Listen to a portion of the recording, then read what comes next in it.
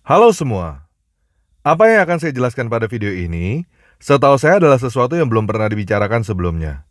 Jadi saya berharap teman-teman bisa mendengarnya sampai habis tanpa mengambil kesimpulan terlalu cepat. Kalau teman-teman ada yang mengerti bahasa Inggris, Mandarin, Jepang, Korea, atau bahasa Asia lainnya, tolong bantu tambahkan subtitle untuk video ini ya. Karena menurut saya apa yang akan saya sampaikan pada video ini perlu didengar oleh semua orang Asia. Oke, kita mulai aja ya.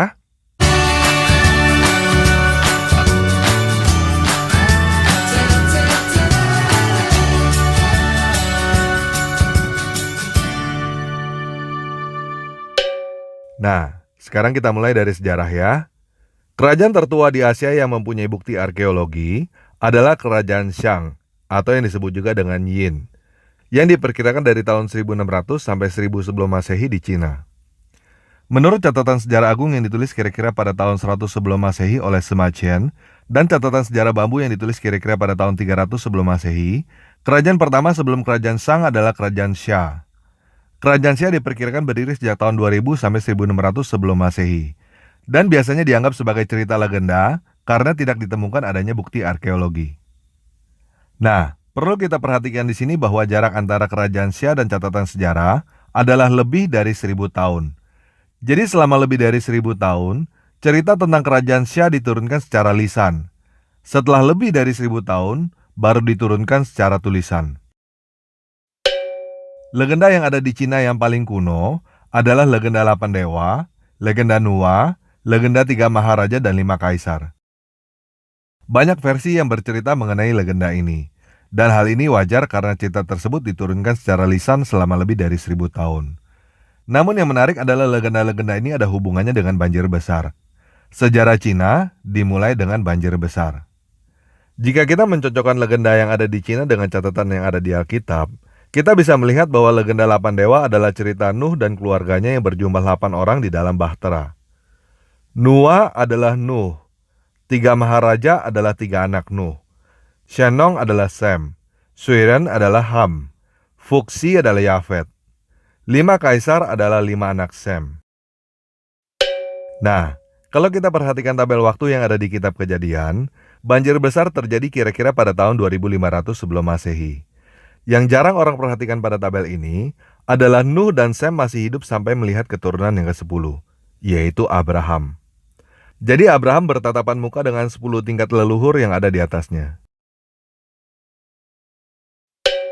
Nah, pertanyaan yang menarik adalah, keturunan siapakah orang-orang Cina menurut Alkitab? Perlu kita ketahui bahwa umumnya orang Indonesia adalah campuran India, Afrika, dan Cina. Jadi seharusnya teman-teman yang pribumi sedikit banyak punya darah keturunan Cina, dan kemungkinan ini adalah cerita tentang leluhurmu juga.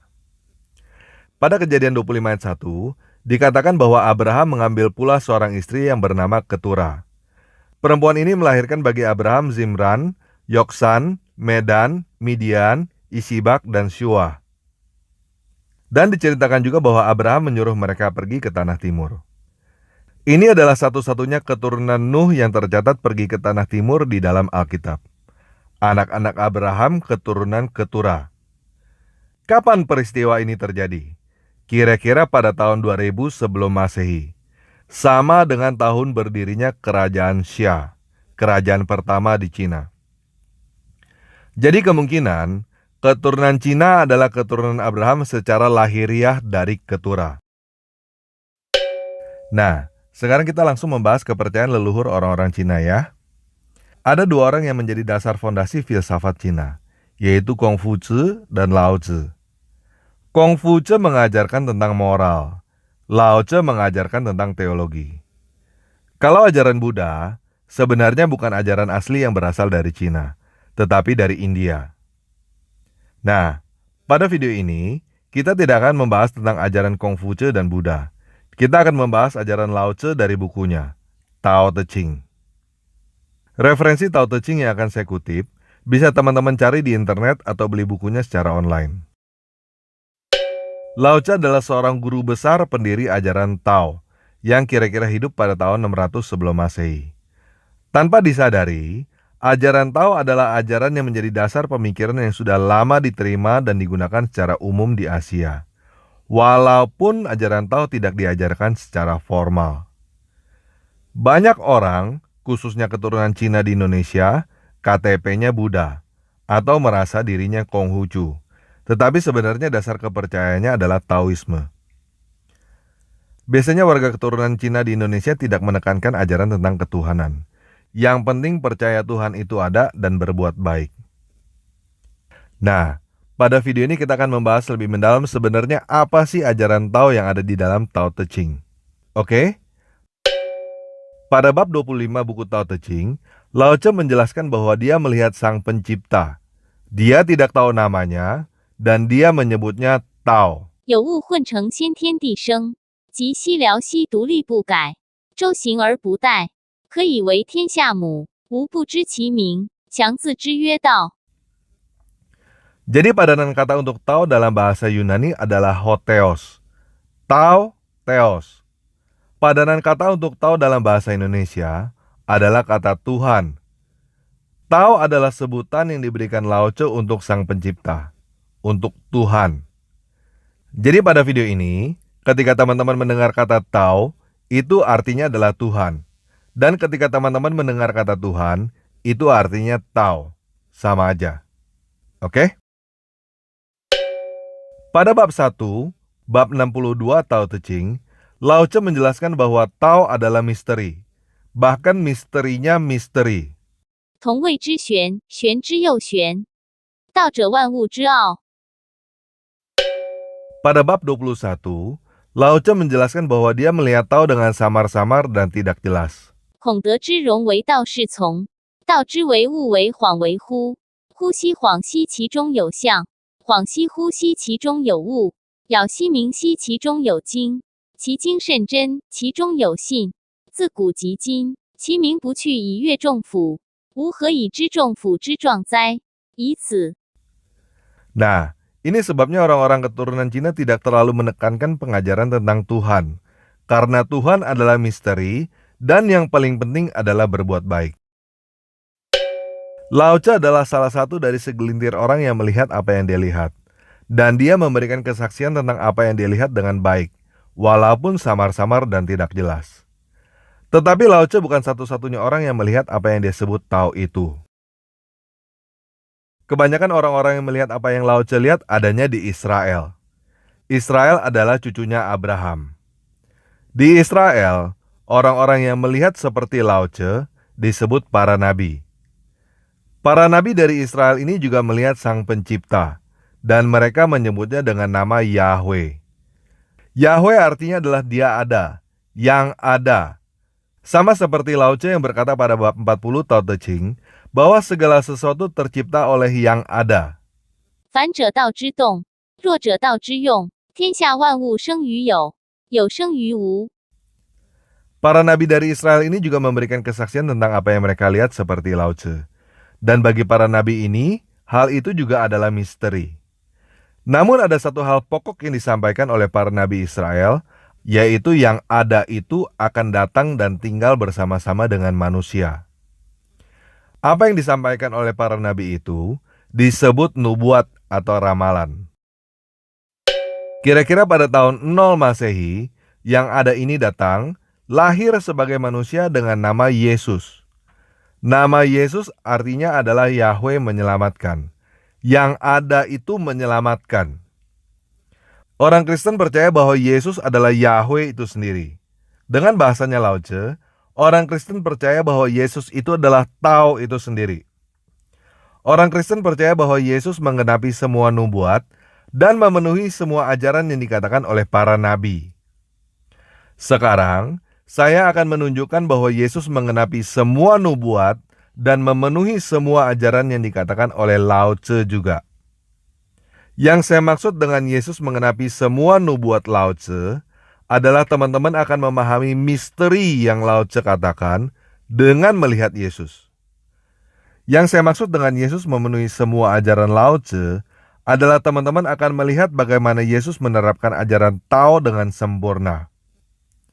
Selain itu, saya juga akan menunjukkan bahwa banyak pertanyaan tentang Yesus yang bisa dijawab dengan ajaran Tao. Nah, karena Tao Te Ching ada 81 bab, jadi pada video ini saya tidak mungkin membacakan semuanya. Saya hanya akan menunjukkan beberapa poin sebagai contoh, supaya teman-teman mengerti apa yang saya katakan. Oke?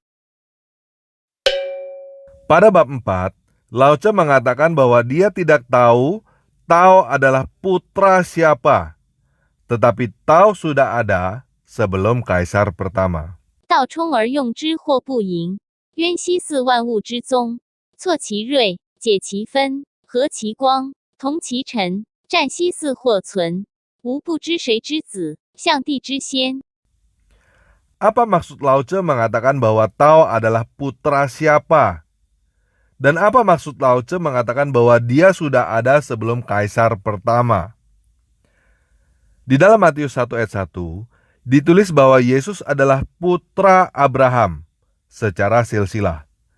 Di dalam Yohanes 8 ayat 58, Yesus berkata bahwa dia sudah ada sebelum Abraham ada. Yesus adalah putra manusia, tetapi dia sudah ada sebelum manusia ada. Pada bab 33, Lao Tse mengatakan yang mati tapi tidak binasa, hidup selamanya. 知人者智，自智者明；胜人者有力，自胜者强；知足者富，强行者有志；不失其所者久，死而不亡者寿。 Di sepanjang sejarah manusia, tidak ada satu orang pun yang mati tapi tidak binasa dan hidup selamanya, selain Yesus Kristus. 4 buku Injil yang ada di dalam Alkitab memberi kesaksian bahwa Yesus mati, lalu bangkit pada hari ketiga, dan hidup abadi di langit. Nah, ini yang disebut dengan Injil. Injil adalah kabar baik. Yesus bangkit dari kematian dan hidup abadi di langit. Dan Yesus berkata bahwa barang siapa percaya kepadanya akan dibangkitkan pada akhir zaman dan hidup abadi. Jadi saya mau mengajak teman-teman berpikir begini. Lao Tse mengatakan bahwa dengan mengikuti ajaran Tao, seseorang akan hidup abadi. Buktinya mana? Buktinya adalah Yesus Kristus. Kalau teman-teman baca Tao Te Ching dan baca Injil, teman-teman akan melihat bahwa semua yang diajarkan oleh Lao Tse dilaksanakan dengan sempurna oleh Yesus. Dan akhirnya Yesus bangkit dari kematian dan hidup abadi. Jadi Yesus membuktikan bahwa apa yang diajarkan oleh Lao Tse adalah benar. Dan ini adalah kabar baik bagi teman-teman yang mengikuti ajaran Tao. Jika kamu benar-benar mengikuti ajaran Tao, kamu akan hidup abadi. Bagaimana caranya benar-benar mengikuti ajaran Tao? Lihat Yesus. Kita ambil contoh ya. Pada bab 78, Lao Tse berkata bahwa siapa yang menanggung dosa suatu negara, dia adalah penguasa masyarakat itu. Siapa yang menanggung bencana suatu negara, dia adalah raja dunia. 天下莫柔弱于水，而攻坚强者，莫之能胜，以其无以易之。弱之胜强，柔之胜刚，天下莫不知莫能行。是以圣人云：受国之垢是为社稷主，受国不祥是为天下王。正言若反。 Nah, pertanyaannya adalah, apakah benar yang dikatakan oleh Lao Tse? Apakah benar jika kita menanggung dosa dan menanggung bencana, kita akan menjadi penguasa dan raja? Lihat Yesus. Yesus mati dengan cara disalibkan untuk menanggung dosa seluruh manusia, untuk menanggung bencana kematian seluruh umat manusia, supaya nanti kita akan bangkit dan hidup abadi bersama-sama dengan Dia. Sekarang sudah hampir 2000 tahun sejak peristiwa Yesus disalibkan. Dan sampai sekarang Kristen adalah kerajaan tanpa batas negara dengan Yesus sebagai penguasa dan rajanya. Jadi apa yang diajarkan oleh Lao Tse sekali lagi adalah benar, dan Yesus adalah buktinya. Yesus adalah kabar baik bagi teman-teman yang mengikuti ajaran Lao Tse. Nah, tadi saya berkata bahwa Yesus adalah Tao itu sendiri. Dan teman-teman akan mengerti misteri Tao dengan melihat Yesus. Pada bab 62, Lao Tzu berkata bahwa Tao adalah misteri, harta bagi orang yang baik, perlindungan bagi orang yang jahat. Juga dikatakan pada bab ini bahwa siapa yang mencari akan mendapatkan, orang yang berdosa akan diampuni. Karena itu dunia menghargainya. 道者万物之奥，善人之宝，不善人之所宝。美言可以世尊，美行可以佳人。人之不善，何气之有？故立天子，治三公。虽有拱璧以先驷马，不如坐尽此道。古之所以贵此道者何？不曰求以得，有罪以免邪，故为天下贵。 Yesus menjelaskan apa yang Lao Tzu katakan di dalam Matius 7 ayat 7-12. Mintalah maka kalian akan diberikan. Carilah maka kalian akan menemukan. Ketuklah maka kalian akan dibukakan. Karena semua yang meminta akan mengambil. Yang mencari akan menemukan. Dan yang mengetuk akan dibukakan. Siapa manusia dari kalian yang ketika putranya minta roti akan memberikan batu kepadanya? Atau dia minta ikan akan memberikan ular kepadanya? Jadi jika kalian yang pada jahat ada mengetahui hadiah-hadiah yang baik untuk diberikan kepada anak-anak kalian, seberapa lebihnya ayah kalian yang ada di dalam semesta langit akan memberikan yang baik bagi mereka yang memintanya. Jadi, semua yang kalian ingin supaya manusia-manusia lakukan kepada kalian, demikian juga yang kalian lakukan kepada mereka. Karena inilah hukum dan para peramal. Inilah yang diajarkan dalam ajaran Tao dan Lao Tzu. Jadi teman-teman Asia yang belum mengenal Yesus, saya mau menyarankan kamu untuk kembali ke ajaran leluhurmu yang asli, Lao Tzu. Baca Tao Te Ching dan juga baca Injil tentang Yesus Kristus. Ketika kamu bingung apa yang diajarkan oleh Lao Tzu, lihat bagaimana Yesus melaksanakannya dan ikutin jalan Yesus. Karena Yesus menjalankan semua ajaran Tao dengan sempurna. Dan dengan demikian, kamu akan mendapatkan hidup abadi. Nah, tadi saya juga mengatakan bahwa banyak pertanyaan tentang Yesus yang bisa dijawab dengan ajaran Lao Tzu. Salah satu pertanyaan yang paling membingungkan orang adalah tentang ketuhanan Yesus dan Bapanya yang ada di langit. Dan kali ini, saya akan menggunakan ajaran Lao Tzu untuk menjawabnya. Yohanes 1 ayat 1-5 berkata, pada mulanya adalah firman, firman itu bersama-sama dengan Dewata, dan firman itu adalah Dewata. Ia pada mulanya bersama-sama dengan Dewata. Segala sesuatu dijadikan oleh Dia, dan tanpa Dia, tidak ada sesuatu pun yang telah jadi dari segala yang telah dijadikan. Dalam Dia ada hidup. Dan hidup itu adalah terang manusia. Terang itu bercahaya dalam kegelapan, dan kegelapan itu tidak menguasainya. Yohanes 1 ayat 14. Firman itu telah menjadi manusia, dan diam di antara kita. Dan kita telah melihat kemuliaannya, yaitu kemuliaan yang diberikan kepadanya sebagai anak tunggal Bapa, penuh kasih karunia dan kebenaran. Yohanes 1 ayat 18 berkata, tidak seorang pun pernah melihat Dewata, tetapi anak tunggal Dewata yang ada di pangkuan Bapa, dialah yang menyatakannya. Nah, banyak orang yang sulit menjelaskan tentang ayat-ayat yang barusan saya baca. Namun jika kita melihat dari sudut pandang Taoisme, sebenarnya hal ini tidak terlalu sulit untuk dijelaskan.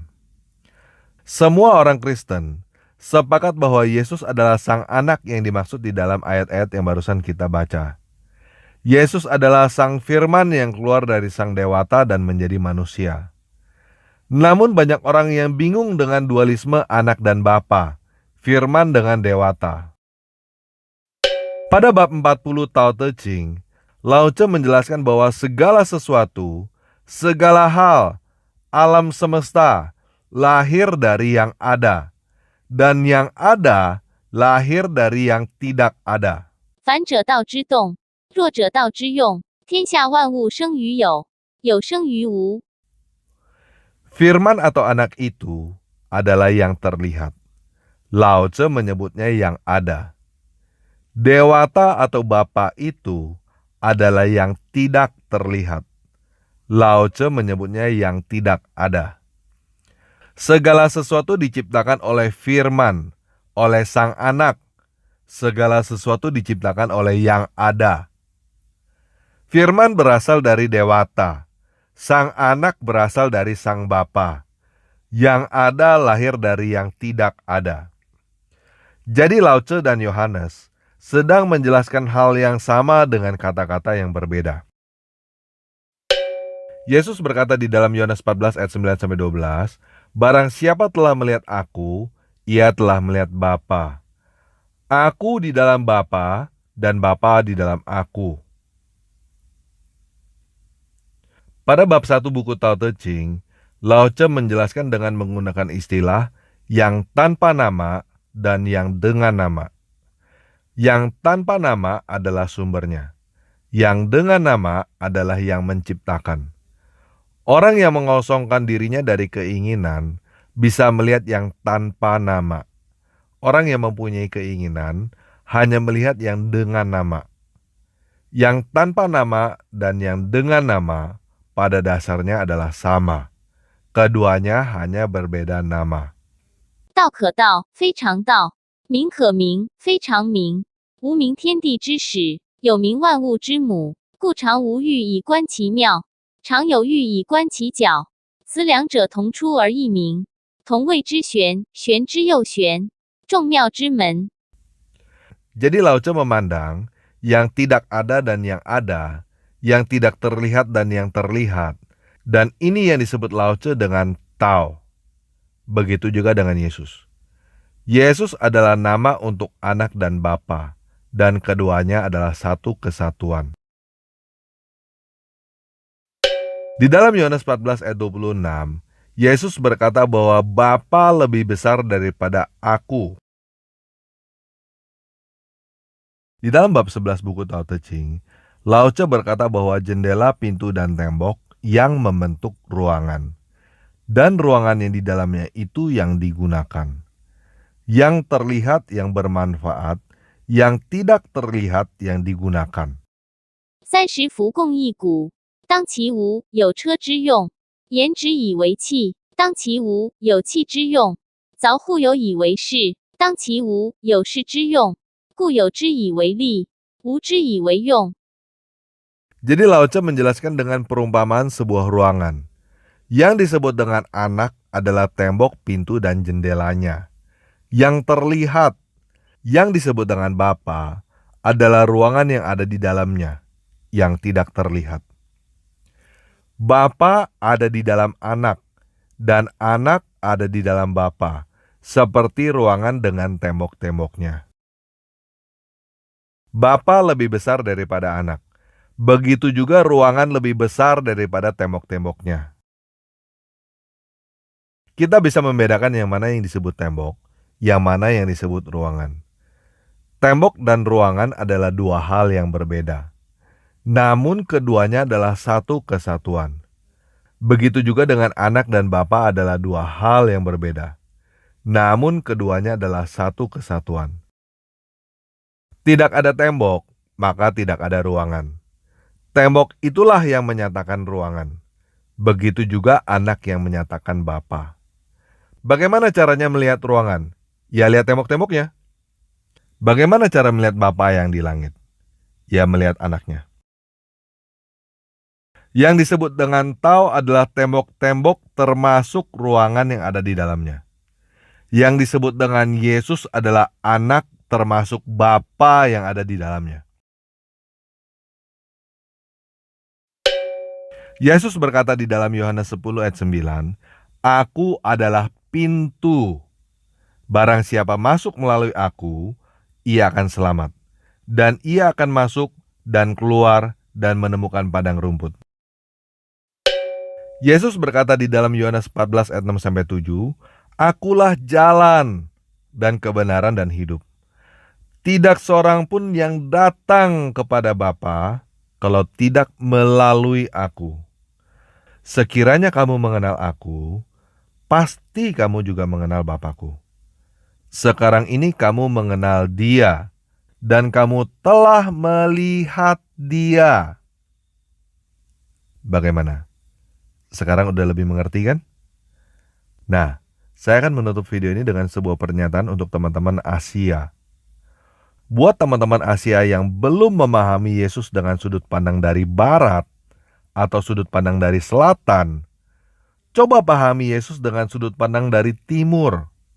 Sudut pandang dari guru besar leluhurmu sendiri yang bernama Lao Tzu. Mengikuti Yesus bukan berarti mengganti baju dan celana yang ada di luar, tetapi mengganti hati dan pikiran yang ada di dalam. Mengikuti Yesus bukan berarti kamu harus menjadi orang barat atau orang selatan. Kamu bisa mengikuti Yesus dengan tetap menjadi orang timur. Yesus adalah kabar baik, bukan kabar buruk. Oke, sekian video kali ini. Yesus Kristus penguasa saya memberkati kamu semua. Yesus基督我的主保佑你们。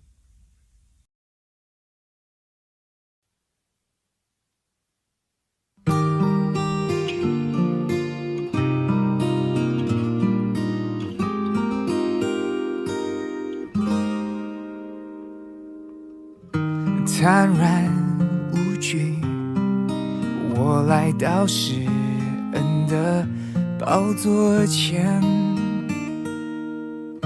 将你的名所当得的荣耀归给你。凡亲近你的必须借着血的献祭。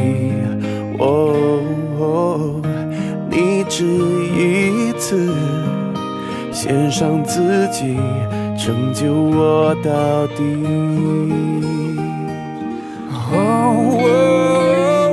我怎么会不配当你的儿女？你赦免了我的罪孽，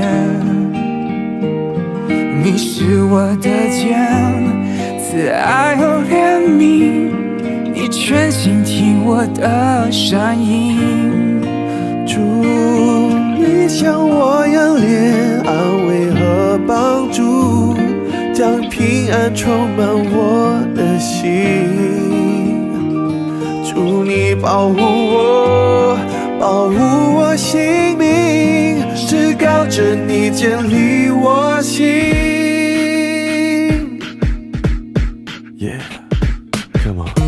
坦然无惧，我来到施恩的宝座前，将你的名所当的荣耀归给你。